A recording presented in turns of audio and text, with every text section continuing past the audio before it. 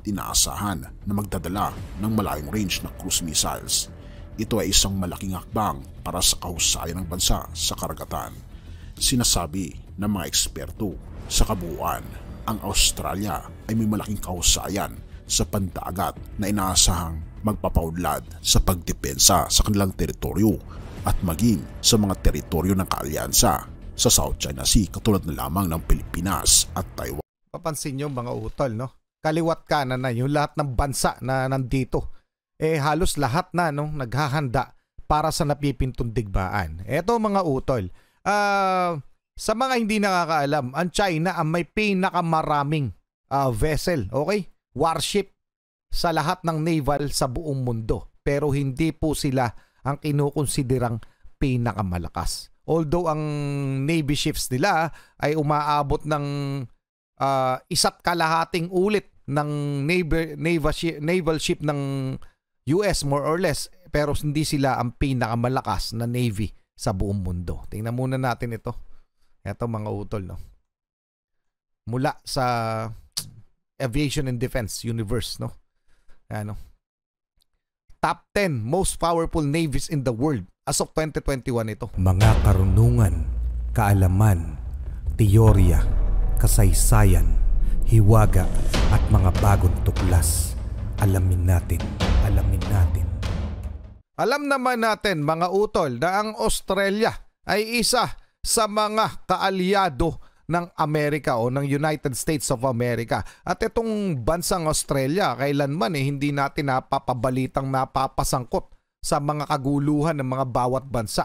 Pero ngayon, talagang patuloy sila naghahanda at nakikisali sa mga military activities na ginaganap dito sa ating rehiyon dahil alam na rin naman nila yung banta at handa silang tumulong doon. Kaya eto mga utol, itong China nangangamba. Australia binubuo ang pinakamalakas na naval force mula pa ng World War II kontra sa China. Ito'y mula sa yung araw, paki-subscribe siya. No, dapat talaga silang kabahan. Dahil ang dami ng mga bansa na talagang galit sa ginagawa ng China dito sa South China Sea, partikular sa pang-aagaw ng mga teritoryo. Game na. Ang isa sa pinakamalaki na kaalyado ng United States of America at Pilipinas, ang Australia, ay nahanda ang pinakamalaking hukbong pandagat mula pa noong World War II sa gitna ng arms race sa Pacific. Ano kaya ang mga nangyayari ngayon? Bakit ang ating mga kaalyado ay sobrang nagpapalakas maging ang Pilipinas? Ito na nga ba ang umpisa ng pangatlong digmaan? At bakit nangangamba ang China sa paglaki ng mga puwersa ng allies? Dapat silang mangamba dahil sa ginagawa nilang yan, di ba mga utol? Sila naman to nagpapasimula at nagpo-provoke ng tensyon, di ba? Yung pang-aagaw nila ng teritoryo. Kung titigil sila, maaaring tumigil yung mga ganyan. Isa sila sa mga pwedeng pagsimulan talaga ng World War III. Yan China. Ang China sa paglaki ng mga puwersa ng allies. Ano ang magiging epekto nito sa buong mundo? Halika, atin itong pag-usapan. Sa iyong araw, paki-subscribe siya mga utol. Ipinakita ng Australia ngayong Martes ang kanilang plano para sa isang dekadang hakbang na doblehin ang kanilang puwersa sa pangunahing pandigma at dagdagan ang gastusin sa depensa ng karagdagang $7 billion. Sa harap ng mas mabilis na arms race sa Asia Pacific, sa ilalim ng plano, ang Australia ay magkakaroon ng isang float ng isang puwersa na may 26 na pangunahing pandigma na tumaas mula sa 11 ngayon. Ito ang pinakamalaking float na puwersa na magkakaroon ang Australia mula pa noong ikalawang digmaan. Sabi pa ito ng Defense Minister ng Australia na si Richard Marles. Ang anunsyo ay dumating matapos ang malupit na pagsasanay ng puwersang militar ng mga kalaban na China at Russia at sa gitna ng lumalaking pagtatagkisan ng lakas sa pagitan ng nerbyosong mga kaalyado sa ilalim ng pamumuno ng United States. Kasama na dito ang alyansa sa Taiwan at Pilipinas. Sila ay nagiging mas matindi dahil lumalaki ang threat ng pananakop ng pamahalaan ng Russia at China. Ang Australia. Ayun na nga. Ano, balikan lang natin. Yun na nga yung dahilan, no? Yung mga, ang tawag doon, like-minded countries. Kumbaga, China, Russia, at North Korea, inaasahan na natin magiging magkakakampihan. Although meron pang hindi gaano yatang hindi maayos pa na napag-uusapan ng North Korea at ang China. Pero ang North Korea at Russia ay talagang magkaalyado. At ang Russia at ang China ay talagang magkaalyado rin. So hindi rin magtatagal na maayos sila.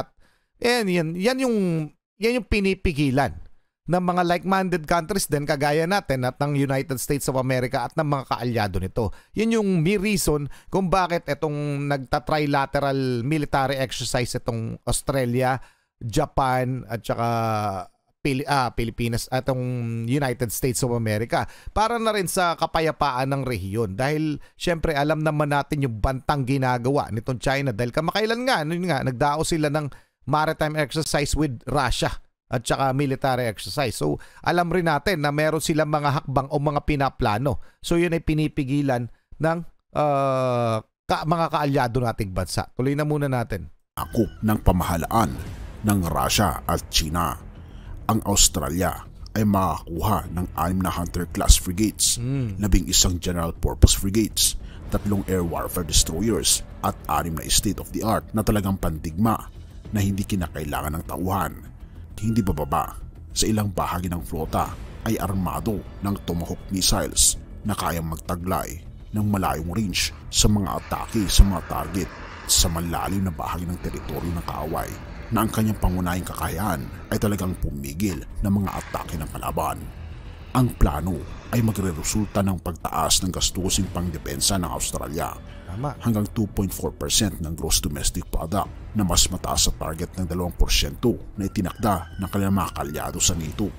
Ang ilang mga barko ay tatayo sa Adelaide na magtitiyak ng higit sa 3,000 na trabaho, ngunit ang iba ay kukunin mula sa disenyo ng United States at isang hindi pa napipili ang disenyo mula sa Espanya, Alemanya, Timog Korea o Japan.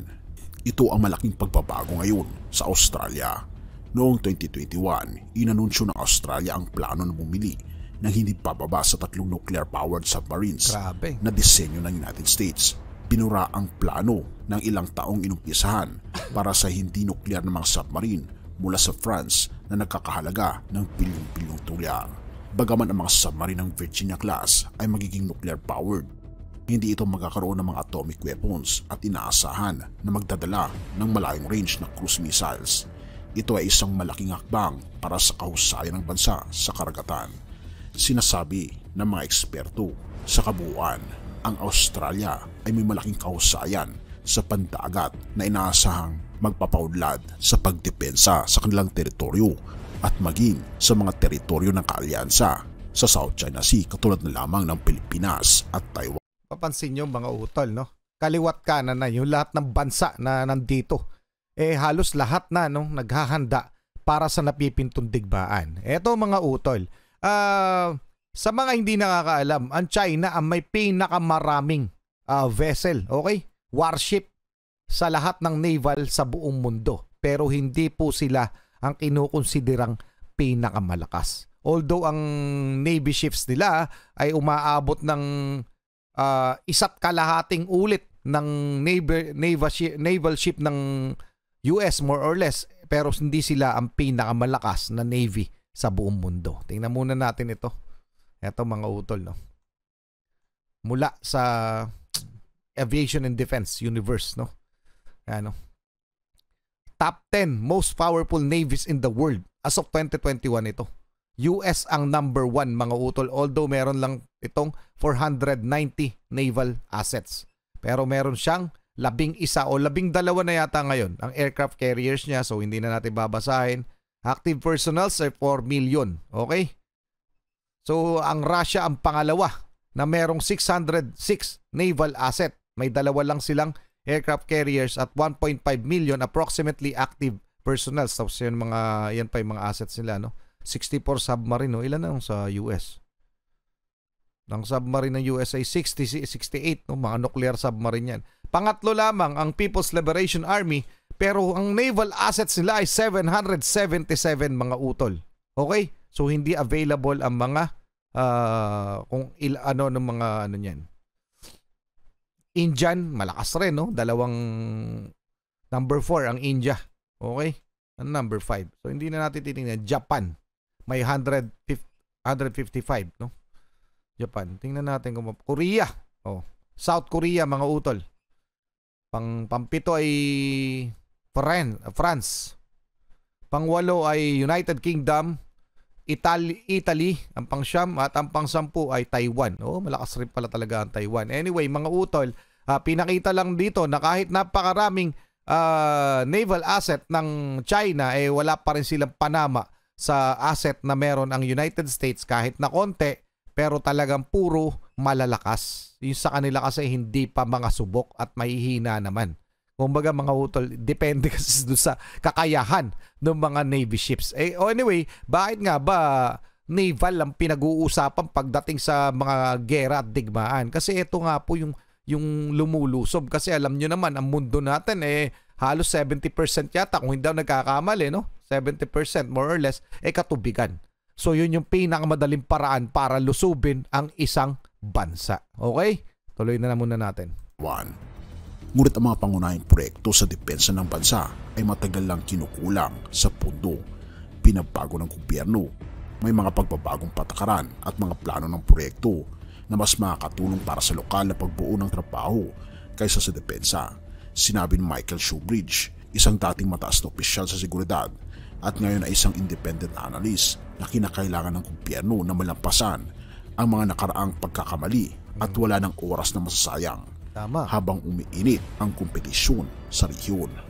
Sabi pa ni Shoebridge, kinakailangan ng isang simpleng proseso ng pangangalakal o kung hindi, ito ay magiging isang karaniwang landas na magdudulot ng mga pag-antala, problema sa konstruksyon, pagtaas ng gastos at sa uli, mga barkong nagsisilbing magpapatakal bago makapasok sa serbisyo na may mga sistema na naabutan ng mga pangyayari at pagbabago ng teknolohiya.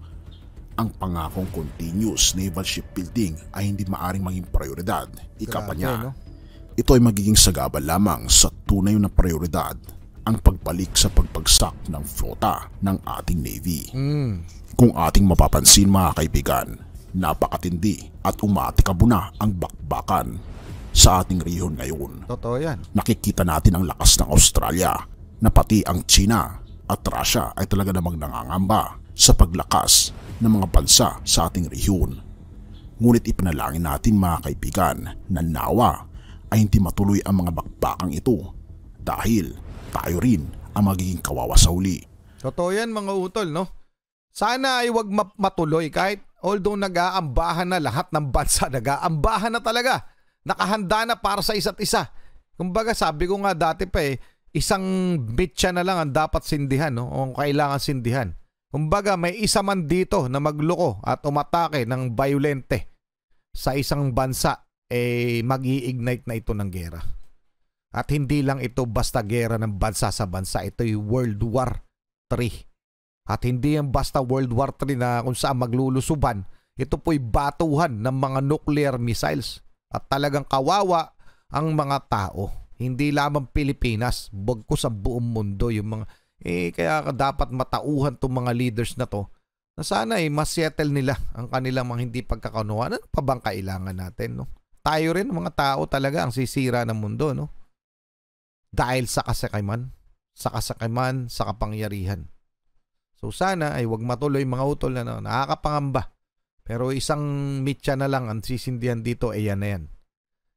Hindi na yan magtatatagal mga utol. Ako ayoko magkaroon ng World War. Okay? So, sana ay wag mangyari. Anyway, maraming salamat sa iyong araw. Paki-comment ang inyong opinion. Maraming salamat mga utol. Muli ako Stargate Achilles in behalf of the Real South Pie Production. Ako'y nagpapasalamat sa walang sawa niyong pagsuporta. Kayo mag-iingat. Keep safe. God bless. At saludo po ako sa inyo lahat. Talagang lahat tayo'y mga nganib kapag nagsimula ang digmaang pandaigdig.